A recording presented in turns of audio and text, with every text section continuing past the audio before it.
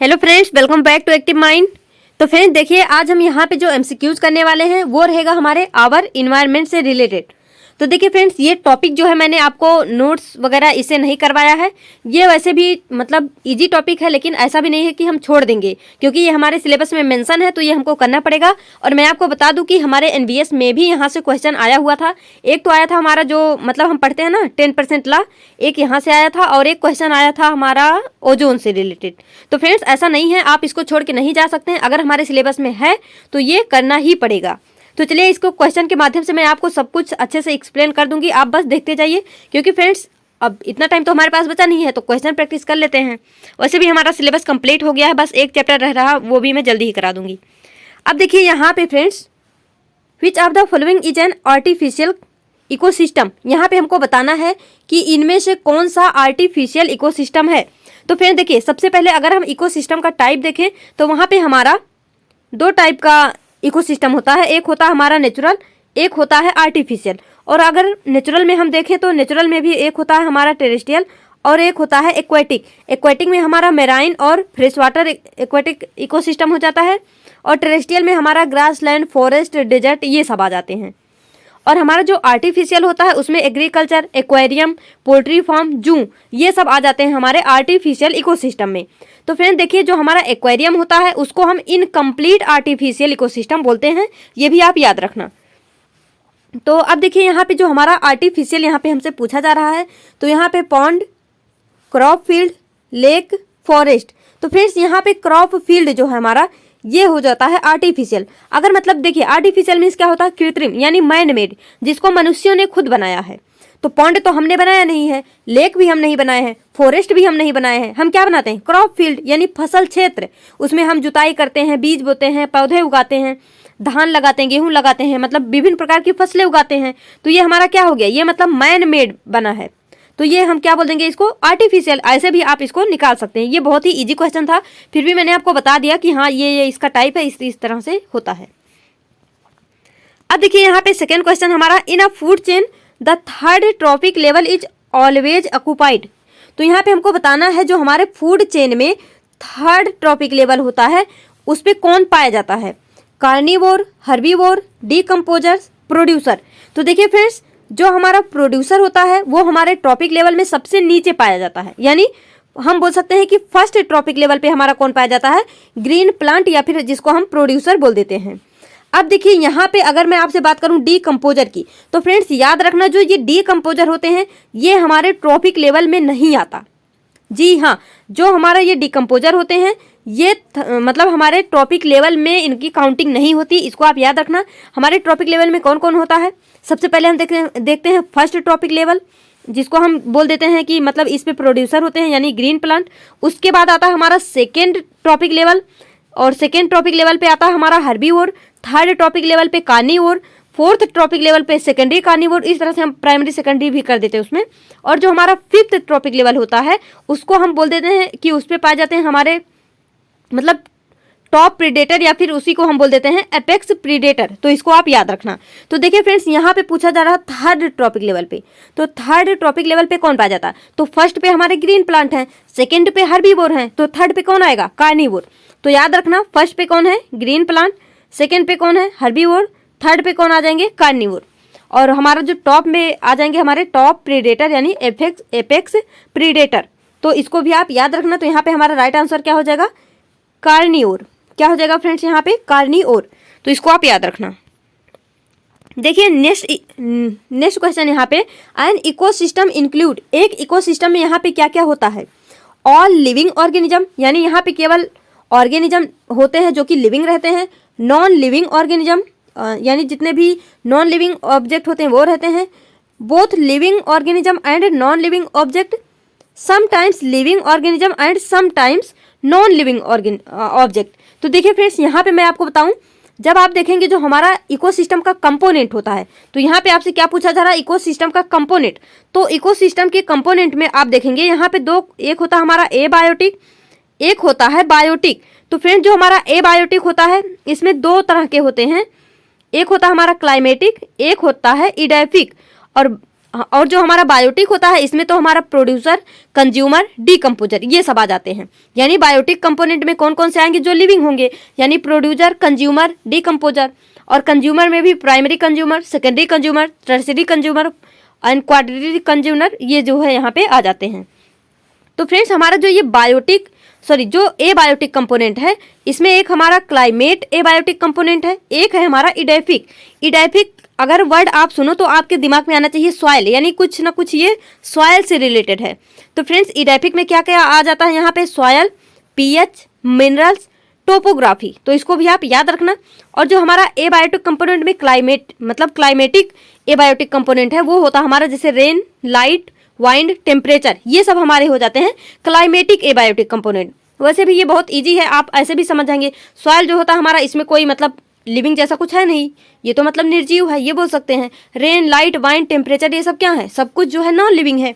तो फ्रेंड देखिए यहाँ पे आप क्या देखेंगे, जो हमारा इकोसिस्टम होता है उसमें both living organism and non living object जो है पाए जाते हैं, यानी living organism and non living organism हम कह सकते हैं। नेक्स्ट क्वेश्चन यहाँ पे हमारा कुछ इसी तरह से जो है एनवीएस में पूछा हुआ था फ्रेंड्स, तो इसको ध्यान से देखिए। ये बहुत इजीली आप कर सकते हैं, बस ध्यान से देखिए। In a given food chain suppose the amount of energy at 4th level is 5 kilo joule. यहाँ पे ये बोला जा रहा है कि एक फूड चेन है, जो कि यहाँ पे देखिए हमको दिखाया गया है इस तरह से। क्या है? हमारा एक फूड चेन है और यहाँ पे हमसे बोला जा रहा है 4th ट्रॉपिक लेवल पे, यानी ये हमारा फर्स्ट हो गया, ये सेकेंड हो गया, ये थर्ड हो गया, ये फोर्थ हो गया। तो बोला जा रहा 4th ट्रॉपिक लेवल पे यहाँ पे कितना है? 5 किलो जूल यहाँ पे क्या है? एनर्जी है। What will be the energy available at producer level? Producer level कौन सा होता है? First trophic level. तो यानी यहाँ पे हमारा 5 किलो जूल है, तो यहाँ पे कितना होगा ये हमको बताना है। तो देखिए फ्रेंड्स, मान लीजिए अगर यहाँ पे जो प्रोड्यूसर लेवल है, अगर यहाँ पे 5000 जूल होता, यहाँ पे किलो जूल एनर्जी होता, तो जब ये नेक्स्ट में जाता हर्बीवोर पे जाता, तो यहाँ पे क्या हो जाता? इसका 10%। तो इसका 10% हम क्या देख लेते हैं यहाँ पे? 500। फिर ये जब अपने से नेक्स्ट कार्निवोर में जाता तब यहाँ पे क्या हो जाता? फिर इसका 10%, इसका 10% क्या हो जाता? 50। फिर यहाँ से जाता, फिर क्या हो जाता? 5। तो इस तरह से इसको हम निकालते हैं, यानी 10% जो है यहाँ पे जैसे 5000 का 10% लेंगे तो हम यहाँ पे जैसे आ जाएगा हमारा हर्बीवोर में, फिर इसका 10% लेंगे तो हमारा आ जाएगा कार्निवोर में। इस तरह से इसको हम निकालते हैं। तो देखिए इसको आप अगर मैं एक ट्रिकली बोलूँ तो क्या कर सकते हैं, जैसे यहाँ पे अगर 5 किलो जूल है तो आप यहाँ पे देखिए, यहाँ एक जीरो लगा दीजिए, यहाँ डबल और यहाँ ट्रिपल। इस तरह से भी इसको आप कर सकते हैं, क्योंकि फ्रेंड 10% यहाँ पे यूज होता जाएगा। अब देखिए यहाँ पे जैसे 5 किलो जूल है, अब इसका जब आप 10% निकालेंगे तो यहाँ जो ये हॉक लिखा है यहाँ पे क्या हो जाएगा? Energy level. तो यहाँ पे हो जाएगा फ्रेंड्स हमारा 0.5। तो इस तरह से जो है आप चाहे आपसे घटते चाहे पीछे की तरफ में पूछे या आगे, आप इसको इजीली निकाल सकते हैं। उसका बस 10% करते जाना आप। अब देखिए यहाँ पे नेक्स्ट क्वेश्चन आता है हमारा, accumulation of non biodegradable pesticide in food chain in increasing amount at each higher trophic level is known as. यानी एक जो हमारा कोई सा नॉन बायोडिग्रेडेबल पेस्टिसाइड है, चाहे वो हमारा डीडीटी हो गया या फिर यहाँ पे मरकरी हो गया, कुछ भी इस तरह से जो भी नॉन बायोडिग्रेडेबल पेस्टिसाइड है, उसका accumulation in the food chain in increasing amount at higher level. यहाँ पे क्या बोला जा रहा है? जैसे देखिए यहाँ पे मान लीजिए हमारा क्या है, यहाँ पे मान लीजिए हमारा फ्रेंड्स जो है, सबसे पहले कोई सा हर्बीवोर ले लेते हैं। तो यहाँ पे हमारा हर्बीवोर हो गया, यहाँ पे हो गया कार्निवोर, और यहाँ पे जो है टॉप प्रीडेटर हो गए कोई सा। तो देखिए अगर ये ये जो भी हर्बीवोर हैं, जो भी वो प्लांट्स वगैरह से जो भी कुछ फूड खाएंगे अपना, तो वहाँ पे कुछ ना कुछ मात्रा ये डीडीटी की या मरकरी की रहेगी ही रहेगी।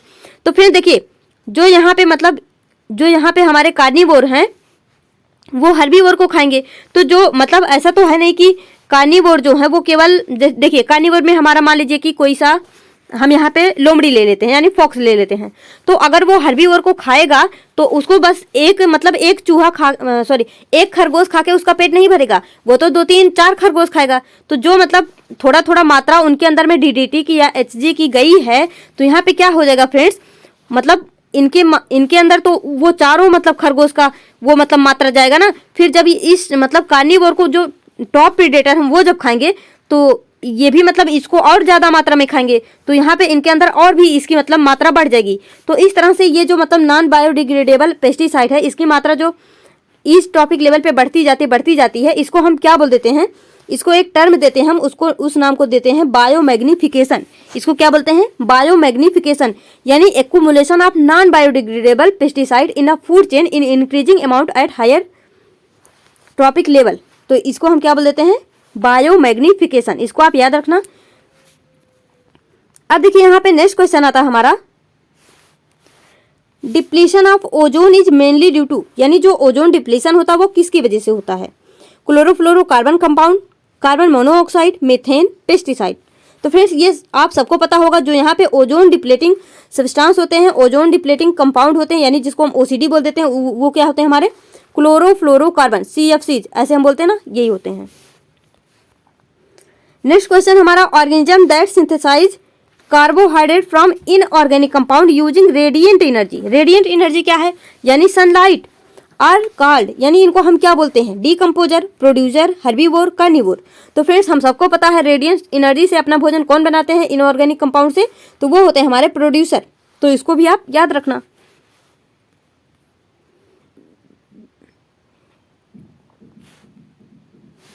अब देखिए यहाँ पे, in an ecosystem the 10% of energy available for transfer from one trophic level to next is in the form of, यानी ये किसके फॉर्म में जो है ये एनर्जी का ट्रांसफर होता है।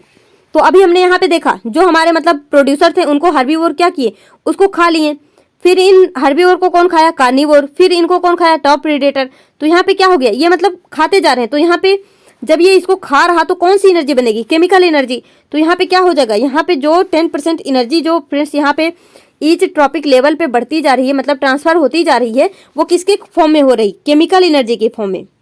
केमिकल एनर्जी के फॉर्म में, हीट एनर्जी के फॉर्म में तो हो नहीं रही। लाइट एनर्जी के फॉर्म में हमारे जो प्रोड्यूसर होते हैं वो मतलब सन से वो लाइट एनर्जी को लेते हैं, फिर उसको मतलब चेंज करते हैं केमिकल एनर्जी में। तो यहाँ पे ये जो एनर्जी है वो केमिकल एनर्जी के रूप में जो है ट्रांसफर हो रहा है। तो इसको भी आप याद रखना। देखिए नेक्स्ट क्वेश्चन यहाँ पे, organism of a higher trophic level that feed on several type of organism belonging to a lower trophic level constitute, यानी यहाँ पे ऐसे कौन से ऑर्गेनिज्म हैं, मतलब बोला जा रहा है कि organism of higher trophic level, यानी ऐसा कोई सा ऑर्गेनिज्म जो कि ट्रॉपिक लेवल में सबसे हायर है, that feed on several type of organism, यानी ये बहुत सारे जो है ऑर्गेनिज्म पे फीड करता है, belonging to lower trophic level, यानी इसके नीचे जो भी पाए जाते हैं। ऐसा नहीं है कि अगर यहाँ पे मतलब शेर है तो वो केवल खरगोश को खाएगा, वो खरगोश को भी खा जाएगा, वो हिरन को भी खा जाएगा, वो यहाँ पे मतलब जितने भी इसको हर्बीवोर वाले जानवर होंगे उन सबको ये खा जाएगा। तो यहाँ पे बोला जा रहा है इस टाइप के जो मतलब ये जो है, ये जो यहाँ पे प्रोसेस, इसको क्या बोलते हैं, food web, ecological pyramid, ecosystem, food chain. तो देखिए फ्रेंड्स यहाँ पे बात हो रही है फीड करने की, तो यहाँ पे या तो फूड चेन होगा या तो फूड वेब होगा। तो यहाँ पे क्या हो जाएगा, यहाँ पे देखिए कोई बोला जा रहा है कि organism of a higher trophic level feed on several type of organism, several type बोल दिया, यानी यहाँ पे क्या हो जाएगा हमारा, यहाँ पे ये हो जाएगा फूड वेब। वेब में हम देखते हैं ना, फूड वेब में बहुत सारे मतलब जैसे यहाँ पे मोर हो गया, और यहाँ पे शेर हो गया, और यहाँ हिरन हो गया, खरगोश हो गया, और यहाँ पे मान लीजिए ग्रास हॉपर हो गया। तो यहाँ पे क्या है, मतलब ये शेर जो है इसको भी खा लेगा, इसको भी खा लेगा, और यहाँ स्नेक हो गया, स्नेक इसको भी खा लेगा, गिद्ध मान लीजिए गिद्ध इसको खा लेगा। तो यहाँ पे क्या है, मतलब एक दूसरे को बस सब खाने में तुले हैं। तो यहाँ पे क्या हो जाएगा, फूड वेब। अगर यहाँ देखिए आप फूड चेन की बात करिए तो फूड चेन में हमारा क्या क्या हो जाएगा, जैसे मान लीजिए एक तो हमारा अगर हम एक्वाटिक इकोसिस्टम लेते हैं, वहाँ पे क्या हो जाएगा, फाइटोप्लैंक्टन, फाइटोप्लैंक्टन को कौन खाएगा, जू प्लैंक्टन, और इनको कौन खाएगा, स्मॉल फिशेस, स्मॉल फिशेस को कौन खाएगा, लार्ज फिशेस, इनको कौन खाएगा, सबसे बड़ी मछली हमारी शार्क जो हो गई। तो इस तरह से जो है ये, इसको हम फूड चेन बोल देते हैं, यानी यहाँ पे एक चेन बनता चला जा रहा। लेकिन अगर यहीं पे मतलब ये इसको खा ले, ये इसको खा ले, और ये इसको खा ले, इस तरह से तो यहाँ पे क्या हो जाएगा, फूड वेब हो जाएगा। अब यहाँ पे देखिए flow of energy in an ecosystem is always, यानी जो हमारा फ्लो ऑफ एनर्जी होता है किसी भी इकोसिस्टम में वो किस फॉर्म में होता है, unidirectional, bidirectional, multi directional, no specific direction, यानी यहाँ पे इसका कोई डायरेक्शन ही नहीं फिक्स है।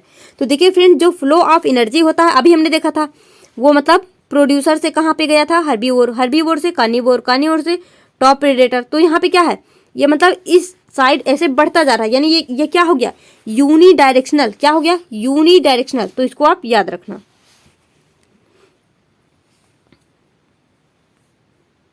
अब देखिए यहाँ पे हमारा क्वेश्चन नंबर 11, एक second, excessive exposure of human to UV rays result in, यानी excessive exposure of human to UV rays, जो यहाँ पे यूवी रेज होता है वो ह्यूमन पे क्या इफेक्ट डालता है ये हमको यहाँ पे देखना है। तो यहाँ पे देखिए damage to immune system, damage to lungs, skin cancer, peptic ulcer. तो यहाँ पे देखिए फ्रेंड्स जो यूवी रेज होता है अगर उसका एक्सेसिव एक्सपोजर होता है ह्यूमन से तो यहाँ पे क्या होगा, एक तो जो है इम्यून सिस्टम वीक हो सकती है, दूसरा यहाँ पे क्या हो सकता है, स्किन कैंसर। तो हम लोगों को पता ही है कि यूवी रेज से जो है स्किन कैंसर होता है। यहाँ पे डैमेज ऑफ लंग्स और ये पेप्टिक अल्सर्स ये नहीं है। पेप्टिक अल्सर्स एक हमारा बैक्टीरियल डिजीज है, ये मैंने आपको बताया हुआ है। और यहाँ पे डैमेज टू लंग्स जो है ये मतलब एक बोल सकते हैं कि रेस्पिरेटरी प्रॉब्लम होगा तो ये होगा। तो यहाँ पे यूवी रेस जो है वो होगा हमारा इम्यून सिस्टम, और यहाँ पे पेप्टिक अल्सर, और यहाँ पे बहुत सारे जैसे डीएनए डैमेज ये सब जो है हो सकते हैं।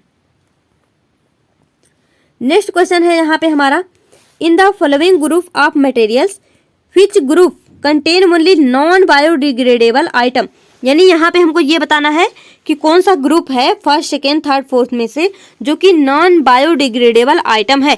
अब यहाँ पे ये बायोडिग्रेडेबल नॉन बायोडिग्रेडेबल ये होते क्या हैं, तो फ्रेंड्स यहाँ पे आप देखेंगे जिसको हम आसानी से एक्सपोज कर सकें, जिसको हम आसानी से नष्ट कर सकें किसी भी एंजाइम के द्वारा, माइक्रो ऑर्गेनिज्म के द्वारा, तो उसको हम क्या बोल देते हैं, बायोडिग्रेडेबल। लेकिन जिसको हम नष्ट नहीं कर सकते हैं किस मतलब तो उसको हम क्या बोल देते हैं, नॉन बायोडिग्रेडेबल, यानी जो कि डिकम्पोजर के द्वारा जिसको डिकम्पोज ना किया जा सके, जिसको नष्ट ना किया जा सके। अब जैसे आप देखेंगे मतलब दिल्ली वगैरह में देखेंगे तो बहुत बड़े बड़े से कूड़े के पहाड़ बने हुए हैं। क्यों बने हुए हैं, क्योंकि वहाँ पे बहुत सारे ऐसे नॉन बायोडिग्रेडेबल आइटम है जिनको हम जो है नष्ट नहीं कर सकते हैं, उनके लिए कोई मतलब डिकम्पोजर है ही नहीं, वो उनको नष्ट नहीं कर सकते क्योंकि उनमें कोई सा ऐसा एंजाइम पाया ही नहीं जाता है। तो यहाँ पे क्या हो जाएगा, वुड, पेपर, लेदर। तो यहाँ पे ये क्या है, ये इसमें फ्रेंड्स ये जो है नष्ट किए जा सकते हैं, वुड है, पेपर है, लेदर है, ये सब क्या है, ये सब बायोडिग्रेडेबल है। अब यहाँ पे प्लास्टिक है, डिटर्जेंट है, ग्रास है।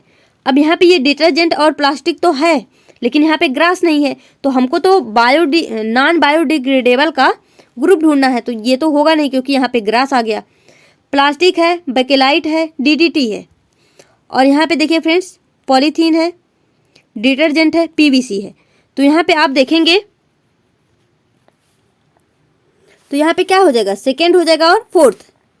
देखिए एक बार, पॉलीथीन को भी हम नष्ट नहीं कर सकते, डिटर्जेंट को नहीं कर सकते, पीवीसी को यानी पॉलीविनाइल क्लोराइड इसको भी नहीं कर सकते। अब देखिए यहाँ पे प्लास्टिक, बेकेलाइट, डीडीटी इसको भी नहीं कर सकते। तो फ्रेंड्स यहाँ पे हमारा क्या हो जाएगा, सेकेंड एंड फोर्थ। तो देखिए यहाँ पे सेकेंड एंड फोर्थ ये जो है हमारा राइट आंसर हो जाएगा। देखिए नेक्स्ट यहाँ पे, which of the following limits the number of trophic level in food chain,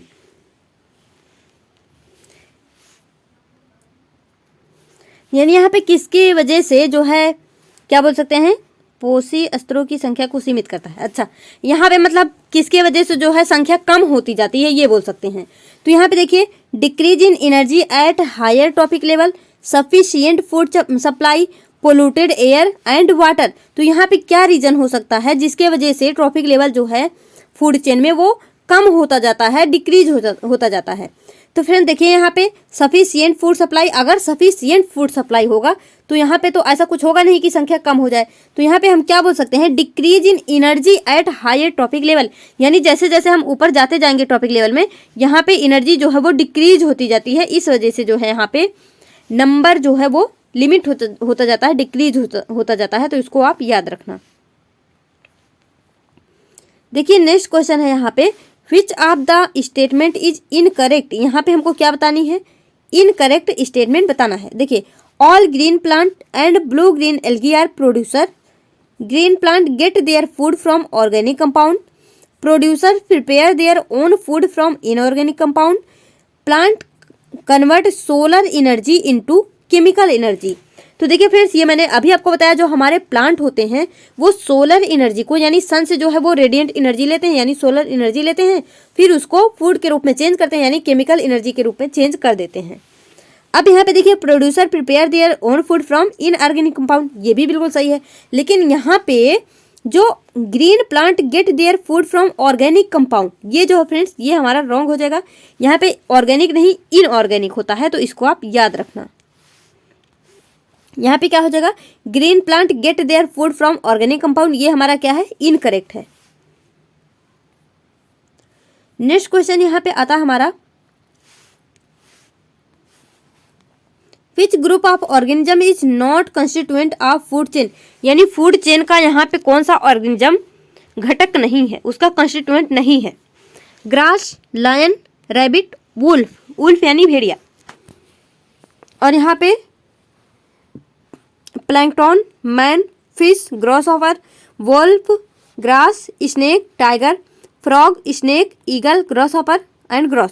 तो यहाँ पे क्या हो जाएगा फ्रेंड्स, यहाँ पे हमको क्या ढूंढना है, फूड चेन का कंस्टिट्यूएंट नहीं है। तो चलिए इसको एलिमिनेट करते हैं। तो सबसे पहले ये देखिए, फ्रॉग है, स्नेक है, ईगल है, ग्रास है, ग्रॉसहॉपर है।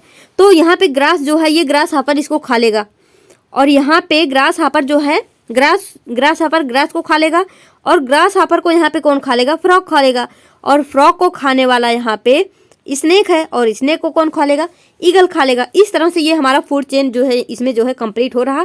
तो ये हमारा राइट आंसर नहीं होगा, क्योंकि यहाँ पे हमसे नॉट पूछा है। अब यहाँ पे देखिए, ग्रास, ग्रास है, ग्रास को कौन खा लेगा, रैबिट खा लेगा, रैबिट को कौन खा लेगा, वुल्फ खा लेगा, वुल्फ को कौन मार देगा, खा लेगा, यहाँ पे लायन खा लेगा। तो यहाँ पे क्या हो जाएगा फ्रेंड्स, ये भी हमारा यहाँ पे फूड चेन कंप्लीट हो रहा है। अब इसमें देखिए, ग्रास है, स्नेक है, टाइगर है, वुल्फ है। यहाँ पर तो ये ग्रास को खाने वाले कोई है ही नहीं, वुल्फ तो ग्रास खाता नहीं है, स्नेक ग्रास खाता नहीं है, तो यहाँ पे मतलब थोड़ा मुश्किल है अभी कंप्लीट होना। प्लैंकटन है, मैन है, फिश है, ग्रॉसहॉपर है। ठीक है, मैन तो फिश खा लेगा, लेकिन यहाँ पे ग्रास हॉपर के लिए ग्रास ही नहीं है। अब क्या होगा, ये भी फूड चेन हमारा कंप्लीट नहीं होगा। तो यहाँ पे क्या हो जाएगा हमारा, सेकेंड एंड थर्ड, क्या हो जाएगा, सेकेंड एंड थर्ड यहाँ पे हमारा राइट आंसर हो जाएगा। तो फ्रेंड्स, इस तरह से इसको आप करना होगा। नेक्स्ट क्वेश्चन आता है हमारा, the percentage of solar radiant absorb by all the green plant for the process of photosynthesis is about, यानी यहाँ पे जो सोलर रेडिएशन जो है हमारे प्लांट्स, ग्रीन प्लांट्स एब्जॉर्ब करते हैं, उसका परसेंटेज क्या है जब वो फोटोसिंथेसिस प्रोसेस के लिए उसको मतलब यूज करते हैं, तो वहाँ पे उसका परसेंटेज हमको बताना है। तो देखिए फ्रेंड्स, यहाँ पे जो परसेंटेज होता है सोलर रेडिएशन का जो हमारे ग्रीन प्लांट यूज करते हैं, वो होता है 1%। कितना होता है, 1%।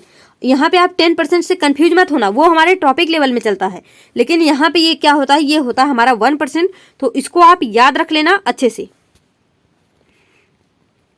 देखिए यहाँ पे नेक्स्ट है, in the given figure the various tropic level are shown in pyramid at which tropic level is maximum energy available, यानी यहाँ पे सबसे ज़्यादा मैक्सिमम एनर्जी कहाँ पे होगा।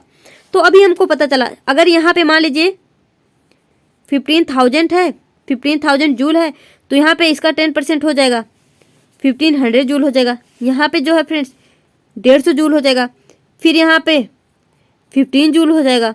तो यहाँ पे क्या होता है, एनर्जी जो है फ्रेंड्स वो डिक्रीज होती जाती है, और देखिए इस तरह से ये एक यूनिडायरेक्शनल भी हो जाती है। तो यहाँ पे क्या हो जाएगा, मैक्सिमम एनर्जी अवेलेबल कहाँ पे होगा, T1 पे। कहाँ पे होगा, T1 पे। तो इसको आप याद रख लेना, यानी ट्रॉपिक लेवल 1 पे। नेक्स्ट क्वेश्चन आता हमारा, what will happen if deer is missing in food chain given below.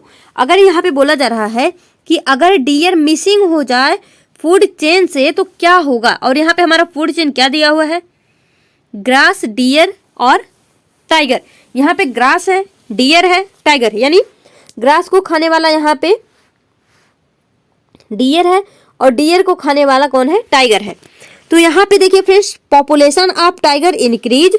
अगर यहाँ से जो है डियर जो है मिसिंग हो गया, डियर यहाँ पे है ही नहीं, तो टाइगर घास तो खाएगा नहीं, तो फिर तो ये तो मरेगा, यानी ये तो डिक्रीज होगी इसकी संख्या, ये बढ़ेगा कैसे, तो यहाँ पे इंक्रीज वाला गलत हो गया। पॉपुलेशन ऑफ ग्रास डिक्रीज, जो पॉपुलेशन है ग्रास की वो डिक्रीज होगी। अब हमारा डियर जो है वो ग्रास को खाता था, लेकिन अगर डियर मिसिंग हो गया तो ग्रास को खाने वाला कोई बचा ही नहीं, तो ग्रास कम थोड़े ना होगी, ग्रास तो बढ़ेगी। अब यहाँ पे क्या हो जाएगा, पॉपुलेशन ऑफ ग्रास डिक्रीज, ये भी हमारा रॉन्ग हो जाएगा। Tiger will start eating grass. अच्छा जी, यहाँ पे बोला जा रहा है जो टाइगर है वो घास खाना शुरू कर देगा, फिर तो बढ़िया रहेगा, लेकिन फ्रेंड्स ये भी हमारा राइट आंसर नहीं है। अब यहाँ पे देखिए, the population of tiger decrease. अब अगर यहाँ पे डियर नहीं है तो टाइगर, डियर मतलब डियर नहीं है तो टाइगर भूखा रहेगा, तो भूखा रहेगा, क्या पता ज़्यादा मतलब टाइम तक डियर नहीं होंगे, फिर उसकी संख्या क्या होगी, जब फूड ही नहीं रहेगा उसका, फिर तो वो धीरे धीरे मरना शुरू हो जाएंगी, यानी उनकी पॉपुलेशन क्या होगी, डिक्रीज होना शुरू हो जाएगी। और यहाँ पे जब घास को खाने वाला हिरन था बेचारा, तो हिरन जब है ही नहीं तो ग्रास का क्या होगा, वो तो बढ़ती चली जाएगी, उसको तो खाने वाला कोई है ही नहीं। तो यहाँ पे क्या हो जाएगा, population of tiger decrease and population of grass increase. तो इसको आप याद रखना, अगर यहाँ से जो हमारा डियर है वो मिसिंग हो जाएगा तो यहाँ पे ग्रास की संख्या बढ़ जाएगी और टाइगर की संख्या क्या हो जाएगी, घट जाएगी, ग्रास की संख्या बढ़ जाएगी। इस तरह से इसको आप याद रखना। देखिए हमारा नेक्स्ट क्वेश्चन आता है यहाँ पे, the decomposer in an ecosystem. Decomposer जो है एक पारिस्थितिकी तंत्र में, मतलब क्या, देखते हैं आगे। Convert inorganic material to simpler form, यानी जो इनऑर्गेनिक मटेरियल होते हैं उनको सिंपल फॉर्म में कन्वर्ट करते हैं। Convert organic material to inorganic form, convert inorganic material into organic form, don't break down organic compound. तो देखिए फ्रेंड्स, यहाँ पे जो हमारे डीकम्पोजर्स होते हैं, जो कि डीकम्पोज करने का काम करते हैं, जो हमारे सड़े गले जो भी पदार्थ होते हैं, सब्सटेंस होते हैं, तो उनको हम क्या बोल देते हैं, डीकम्पोजर। तो डीकम्पोजर करते क्या हैं, तो फ्रेंड ध्यान रखना, जो हमारे डीकम्पोजर होते हैं वो ऑर्गेनिक मटेरियल को इनऑर्गेनिक फॉर्म में कन्वर्ट करते हैं, ऑर्गेनिक मटेरियल को इनऑर्गेनिक फॉर्म में कन्वर्ट करते हैं। अभी जान लो, अभी समझ लो, मतलब मैं मर गई तो यहाँ पे क्या होगा, यहाँ पे बहुत सारे डीकम्पोजर आएंगे, फिर डीकम्पोज कर देंगे, फिर क्या होगा, अभी तो मैं ऑर्गेनिक हूँ ना, मेरे अंदर मतलब बहुत सारे कार्बन वगैरह ये सब हैं, तो मैं तो ऑर्गेनिक हूँ, लेकिन क्या होगा, थोड़े टाइम के बाद में फिर धीरे धीरे जो है बॉडी खत्म होना शुरू हो जाती है, तो यहाँ पे क्या होता है, वो इनऑर्गेनिक फॉर्म में चेंज हो जाती है, मतलब सॉइल में मिल जाएगा, तो सॉइल में जब मिलेगा तो क्या हो जाएगा, इनऑर्गेनिक फॉर्म में चेंज हो जाएगा। तो यही है यहाँ पे, उसको करने का काम कौन करता है, डीकम्पोजर करता है। अब देखिए यहाँ पे हमारा नेक्स्ट क्वेश्चन आता है, देखो यहाँ पे हमारा नेक्स्ट क्वेश्चन है, if a grasshopper is eaten by frog, यानी अगर ग्रॉस हॉपर को फ्रॉग के द्वारा ईट किया जाता है, खाया जाता है, then the energy transfer will be from. तो यहाँ पे एनर्जी ट्रांसफर कैसे होगा, producer to decomposer, producer to primary consumer, primary consumer to secondary consumer, secondary consumer to primary consumer. तो यहाँ पे आपको ये देखना होगा, यहाँ पे हमारा ग्रॉस हॉपर क्या है और यहाँ पे फ्रॉग क्या है, क्योंकि फ्रेंड्स अगर फ्रॉग ग्रॉस हॉपर को खा रहा है तो ग्रॉस हॉपर की एनर्जी ट्रांसफर होगी फ्रॉग में। यहाँ पे हमने ये देखा, लेकिन अब बस आपको यहाँ पे ये पहचानना है कि ग्रॉस हॉपर क्या है और फ्रॉग क्या है। तो देखिए सबसे पहले ग्रॉस होगा हमारा, ये क्या होगा, प्रोड्यूसर होगा, यानी फर्स्ट टॉपिक लेवल होगा। अब इसके बाद यहाँ पे कौन आएगा, हमारा ग्रॉस हॉपर। तो ग्रॉस हॉपर यहाँ पे क्या हो जाएगा, इसको चाहे हम हर्बीवोर बोल दें या फिर हम इसको प्राइमरी कंज्यूमर बोल देंगे। क्या बोल देंगे, प्राइमरी कंज्यूमर बोल दें या फिर हर्बीवोर बोल देंगे। उसके बाद यहाँ पे हमारा जो फ्रॉग है वो क्या हो जाएगा, कार्निवोर हो जाएगा, यानी हम बोल सकते हैं कि हाँ कार्निवोर। तो इसको हम क्या बोल सकते हैं, सेकेंडरी कंज्यूमर। तो यहाँ पे क्या होगा, देखिए इसको मैच कर लीजिए, प्रोड्यूसर टू डीकम्पोजर। तो यहाँ पे ना कोई प्रोड्यूसर है ना डीकम्पोजर, तो ये तो नहीं होगा। प्रोड्यूसर टू प्राइमरी कंज्यूमर, यानी प्रोड्यूसर, यहाँ पे ग्रॉस हॉपर प्रोड्यूसर थोड़ा ना है, तो यहाँ पे प्रोड्यूसर टू प्राइमरी कंज्यूमर नहीं होगा। Primary consumer to secondary consumer, yes, यहाँ पे जो हमारा ग्रॉस हॉपर है वो प्राइमरी कंज्यूमर है, जो हमारा फ्रॉग है वो सेकेंडरी कंज्यूमर है, तो यहाँ पे क्या हो जाएगा, ऑप्शन नंबर सी जो है वो हमारा राइट आंसर हो जाएगा। लेकिन यहाँ पे देखिए सेकेंडरी कंज्यूमर टू प्राइमरी, यानी अगर फ्रॉग जो है ग्रास हापर को खा रहा है तो फ्रॉग की एनर्जी ग्रास हापर को मिल जाएगी, ऐसा थोड़े ना होगा, क्योंकि यहाँ पे फ्रॉग खा रहा है उसको तो उसकी एनर्जी मिलेगी फ्रॉग को। तो यहाँ पे क्या हो जाएगा, primary consumer to secondary consumer. Next question आता है यहाँ पे, disposable plastic plates should not be used because, यहाँ पे जो डिस्पोजेबल प्लास्टिक प्लेट्स होते हैं उनको यूज नहीं किया जाना चाहिए। क्यों? They are made up of material with light weight, they are made up of toxic material, they are made up of biodegradable material, they are made up of non biodegradable material. तो देखिए friends, हमको ऐसी कोई सा भी material, चाहे वो plastic हो, चाहे ग्लास हो, चाहे कुछ भी हो, यहाँ पे हमको उससे यूज नहीं करना चाहिए ऐसे मटेरियल जो कि क्या हो, नॉन बायोडिग्रेडेबल। क्योंकि फ्रेंड्स ये जो बायोडिग्रेडेड होंगे नहीं, यानी ये नष्ट होंगे नहीं, और ये हमारे इन्वायरमेंट में बढ़ते जाएंगे, और ये मतलब हमारे जितने भी बायोलॉजिकल स्पीसीज हैं, जितने भी ऑर्गेनिज्म हैं, उन सबको क्या कर देंगे, डिस्ट्रॉय कर देंगे, धीरे धीरे उनको ख़त्म कर देंगे, और हमारे इन्वायरमेंट में ये एक्युमुलेट होते रहेंगे, जो है मतलब यहाँ पे बढ़ते रहेंगे, क्योंकि ये नष्ट तो होंगे नहीं। तो इसलिए यहाँ पे जितने भी नॉन बायोडिग्रेडेबल मटेरियल हैं उनको यूज नहीं किया जाना चाहिए। देखिए फ्रेंड्स, यहाँ से अब थोड़ा सा और क्वेश्चन कुछ देख लेते हैं। Why is improper disposal of waste occurs to environment, यानी जो इम्प्रॉपर डिस्पोजल करते हैं हम लोग वेस्ट का, तो वो हमारे इन्वायरमेंट के लिए अभिशाप क्यों है, यानी ये मतलब गलत क्यों है।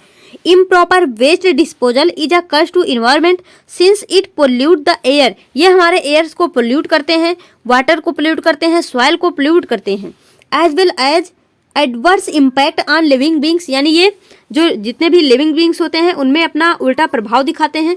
फॉर एग्जांपल, जैसे हम यहाँ पे एग्जांपल देखते हैं, जो सीवेज डिस्चार्ज मतलब वाटर बॉडी में जो डायरेक्टली सीवेज डिस्चार्ज किया जाता है, उसके वजह से क्या क्या हो सकता है, यहाँ पे यूट्रिफिकेशन हो सकता है, एनिमल डेथ हो सकता है, spread of water borne disease, यानी यहाँ पे जितने भी वाटर बॉर्न इन्फेक्शन हो सकते हैं वो भी यहाँ पे होते हैं। तो इसलिए यहाँ पे जो इम्प्रॉपर डिस्पोजल है वेस्ट का, वो क्या है, इन्वायरमेंट के लिए कर्स है। तो यहाँ पे इसको देख लीजिए, ये थोड़ा मतलब डायरेक्टली लिखा हुआ आंसर, बट कोई दिक्कत नहीं, आप बस देख लीजिए, अगर बाई चांस यहाँ से क्वेश्चन बनता है तो उसको इजिली कर ले जाएंगे। देखिए यहाँ पे right the common food chain of pond ecosystem, यहाँ पे पॉन्ड इकोसिस्टम दे दिया। तो यहाँ पे क्या होगा, पॉन्ड में सबसे पहले अगर कोई सा पॉन्ड है तो यहाँ पे छोटे छोटे जो है पौधे होंगे, जो कि हमारे एक्वाटिक प्लांट होंगे। तो जो वो एक्वाटिक छोटे छोटे प्लांट्स होते हैं उनको हम क्या बोलते हैं, फाइकोप्लैंक्टोन्स। क्या बोलते हैं, फाइकोप्लैंक्टोन्स। अब इन फाइटोप्लैंक्टोन्स को, अब यहाँ पे हम क्या देख रहे हैं, फूड चेन, तो इनको खाने वाले कौन होंगे, स्मॉल एक्वाटिक एनिमल्स, जैसे लार्वी हो गए यहाँ पे मेढक वगैरह के, श्रिम्प्स हो गए, इंसेक्ट्स हो गए, तो ये सब जो है फ्रेंड्स इस पे फीड करेंगे। अब ये जो स्मॉल एक्वाटिक एनिमल्स हैं इनको फीड करने के लिए फिशेस आएंगी। अब इन फिशेस को फीड करने के लिए या तो शार्क आ जाएगी, बड़ी मछली, या तो यहाँ पे बर्ड आ जाएंगे, जैसे हमारे डक वगैरह होते हैं, जो हम जानते हैं कि वो मछलियों को खाते हैं पकड़ पकड़ के। तो इस तरह से जो है पॉन्ड इकोसिस्टम का फूड चेन कैसा हो जाएगा, सबसे पहले फाइकोप्लैंक्टोन्स, देन जूप्लैंक्टोन्स, इन्हीं को हम क्या बोल देते हैं, जूप्लैंक्टोन्स, फिर फिश आ जाएगा, उसके बाद बर्ड या फिर शार्क वगैरह आ जाएंगी। Next question, what is the advantage of cloth bag, यानी क्लॉथ बैग को क्यों यूज करना चाहिए, और यहाँ पे प्लास्टिक बैग को क्यों नहीं यूज करना चाहिए जब भी हम शॉपिंग के लिए जाते हैं। तो देखिए फ्रेंड्स, हम में से बहुत से लोग जो है प्लास्टिक बैग्स का यूज करते हैं, लेकिन ऐसा नहीं करना चाहिए। हमको क्या करना चाहिए, जब भी मार्केट हम जाते हैं, सब्जी लेने जाते हैं, कहीं भी जाते हैं, तो हमको अपने घर से ही वो जो क्लॉथ बैग्स होता है उसको लेके जाना चाहिए, ताकि यहाँ पे जितना भी ये मतलब प्लास्टिक बैग्स हैं ये सब, इनको रोका जा सके, जितने भी पॉलीथीन वगैरह हैं इनको भी कम किया जा सके, क्योंकि ये सब फ्रेंड्स क्या है, नॉन बायोडिग्रेडेबल हैं, ये हमारे इन्वायरमेंट के लिए क्या होती हैं, हार्मफुल। तो यहाँ पे देखिए उसका एडवांटेज क्या क्या हो सकता है, हमारे जो क्लॉथ बैग होते हैं वो मतलब ज़्यादा वेट कैरी कर सकते हैं, बायोडिग्रेडेबल होते हैं, इनको रीयूज किया जा सकता है। तो देखिए पॉलीथीन लाते हम क्या करते हैं, उनमें जो भी चीज़ लाएंगे उसको फिर कूड़े के साथ फेंक देंगे, फिर वही जो है धीरे धीरे एक्युमुलेट होता होता क्या बन जाएगा, कूड़े का पहाड़ बन जाता है। सोचो मतलब कितना हम लोग किस तरह से अति करते हैं अपने इन्वायरमेंट के साथ में, कि इतना बड़ा बड़ा कूड़ा का पहाड़ बन गया, सोचो मतलब कोई सोचता ही नहीं है। तो यहाँ पे क्या हो गया, जो हमारा क्लॉथ बैग होता है इसको हम बार बार धुल के रीयूज कर सकते हैं, और यहाँ पे ये जो है फ्रेंड्स ये कोई भी प्रकार का इन्वायरमेंटल पोल्यूशन कॉज करते नहीं हैं। तो यहाँ पे क्लॉथ बैग इसलिए जो है अच्छे होते हैं। अब यहाँ पे देखिए अभी मैंने आपको फर्स्ट क्वेश्चन में बताया था जो क्रॉप फील्ड्स होते हैं वो आर्टिफिशियल इकोसिस्टम होते हैं, लेकिन यहाँ पे पूछा जा रहा है कि क्यों होते हैं। तो देखिए, crop fields are refer to as artificial ecosystem since they are man made ecosystem, क्योंकि उसको मनुष्य ने बनाया है, with modified biotic and abiotic component when they add manure to their farm, यानी जब वो अपने खेतों में जो है मैन्योर यानी खाद का यूज करते हैं। For example they enhance the abiotic element nutrients essential for plant development, यानी यहाँ पे जो भी है आर्टिफिशियल इकोसिस्टम में हम जो फार्मर्स वगैरह होते हैं वो खुद ही मतलब सब कुछ वहाँ पे करते हैं, खुद उसको तैयार करते हैं, इसलिए हम उसको क्या बोल देते हैं, आर्टिफिशियल इकोसिस्टम। अब देखिए यहाँ पे differentiate between biodegradable and non biodegradable. तो यहाँ पे देखिए नेक्स्ट यहाँ पे कंसीडर, जो हमारे बायोडिग्रेडेबल होते हैं वो हमारे इन्वायरमेंट के लिए सेफ होते हैं और नेचुरल वेस्ट होते हैं, लेकिन यहाँ पे ये हार्मफुल होते हैं और ये सिंथेटिक वेस्ट होते हैं जो कि हमारे नॉन बायोडिग्रेडेबल सब्सटेंस होते हैं। अब देखिए यहाँ पे next suggest one word for each. तो देखिए physical and biological word where we live, यहाँ पे पूछा जा रहा कि फिजिकल एंड बायोलॉजिकल वर्ड जहाँ पे हम रहते हैं उनको क्या बोलते हैं। तो फ्रेंड्स उसको हम क्या बोलते हैं, इकोसिस्टम।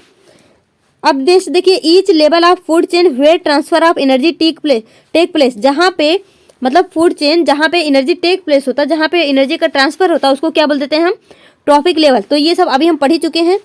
देखिए physical factor like temperature, rainfall, wind, soil of an ecosystem, इसको क्या बोल देते हैं यहाँ पे, ए बायोटिक फैक्टर, जिसमें हमारा टेम्परेचर, रेनफॉल, वाइंड ये सब आ जाते हैं। अब यहाँ पे देखिए organism which depend on producer either directly और इनडायरेक्टली फॉर फूड, उनको हम क्या बोल देते हैं यहाँ पे, कंज्यूमर, क्या बोल देते हैं, कंज्यूमर। तो इसको भी आप याद रखना, हो सकता है मैचिंग में पूछ लिया जाए। अब देखिए यहाँ पे explain the role of decomposer in environment, हमारे इन्वायरमेंट में ये जो डीकम्पोजर होते हैं इनका क्या रोल होता है। A community of life form that complete with non living component and interact with one another is referred to as ecosystem, उसको हम क्या बोलते हैं, इकोसिस्टम।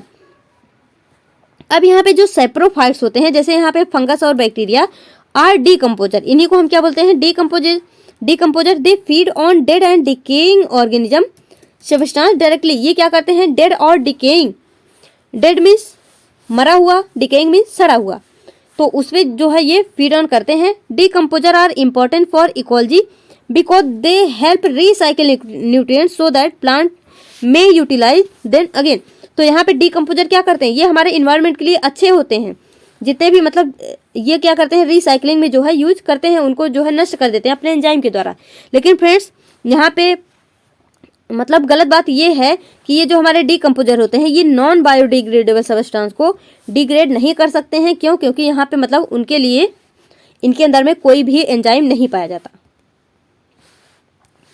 नेक्स्ट क्वेश्चन यहाँ पे मिसमैच पेयर बतानी है। तो देखिए बायोमैग्निफिकेशन क्या है, accumulation of chemicals at the successive trophic level of a food chain, यानी जो केमिकल्स होते हैं वो धीरे धीरे एक्यूमुलेट होते चले जाते हैं, जैसे जैसे आगे बढ़ते जाते हैं ट्रॉपिक लेवल में, तो फूड चेन में उसको हम क्या बोल देते हैं, बायोमैग्निफिकेशन। इकोसिस्टम क्या है, biotic component of environment. Friends यहाँ पे केवल बायोटिक कंपोनेंट नहीं होता, यहाँ पे ए बायोटिक कंपोनेंट भी होता है, तो यही हमारा मिसमैच हो जाएगा। देखिए एक्वेरियम क्या है, aquarium of man made ecosystem, ये एक मैन मेड इकोसिस्टम है। पैरासाइट्स क्या होते हैं, organism which obtain food from other living organism, जो कि अदर लिविंग ऑर्गेनिज्म से फूड को मतलब लेते हैं, उनको हम क्या बोल देते हैं, पैरासाइट्स। पैरासाइट्स और ऑर्गेनिज्म दैट ऑब्टेन फूड, तो ये मैंने आपको बता दिया। देखिए यहाँ पे नेक्स्ट क्वेश्चन आता हमारा, why do not clean ponds और लेक, मतलब यहाँ पे पूछा जा रहा है कि क्यों हम पॉन्ड को यानी जो हमारे तालाब होते हैं और जो हमारे लेक्स यानी झील होती हैं उनको हम कभी क्लीन नहीं करते हैं। But an aquarium need to be cleaned, लेकिन एक जो एक्वेरियम होता है हमारा, जो कि अभी मैंने आपको बताया था कि ये एक पार्शियल आर्टिफिशियल इकोसिस्टम है, तो इसको क्लीन करने की ज़रूरत क्यों पड़ती है। An aquarium is a man made ecosystem that is also deficient in term of producer, food chain, decomposer, there is no self cleaning और रिसाइकलिंग। जैसे हम देखिए हमारे इन्वायरमेंट जो हमारे पॉन्ड हैं, लेक्स हैं, उसमें फ्रेंड्स माइक्रो ऑर्गेनिज्म भी पाए जाते हैं, वहाँ पे बैक्टीरिया भी होते हैं, फंगस भी होते हैं, जो कि डीकम्पोजर का काम करते हैं, कोई सा भी मतलब ऐसे सड़े गले कुछ भी पदार्थ आते हैं तो उनको ये डीकम्पोज कर देते हैं।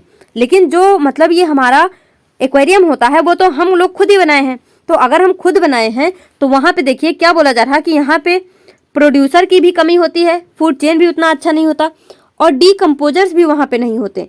इसलिए यहाँ पे हमको खुद उसको साफ करना पड़ता है। अ पॉन्ड और lake on the other hand is a self contained natural and complete ecosystem with perfect nutrient recycling. तो फ्रेंड्स इसको भी आप याद रखना। मतलब इसके पीछे रीजन क्या है क्या पता पूछ ले और उसके बाद मतलब 2-4 ऑप्शन दे देगा तो वहाँ पे हमको ढूंढना पड़ेगा। तो देखिए फ्रेंड्स यहाँ पे हमारा ये चैप्टर जो है कंप्लीट होता है। ये तो कुछ लॉन्ग क्वेश्चन है, इसको नहीं करना। तो देखिए फ्रेंड्स इसको आप अच्छे से कर लीजिएगा। इसका मैंने थ्योरी नहीं बताया बट कोई नहीं, ये बहुत इजी था। यहाँ से क्वेश्चन अगर आना होगा आ जाएगा आराम से। तो फ्रेंड्स इस वीडियो में यहीं तक, मिलेंगे अपने नेक्स्ट वीडियो में। तब तक के लिए all the best, be happy, be positive.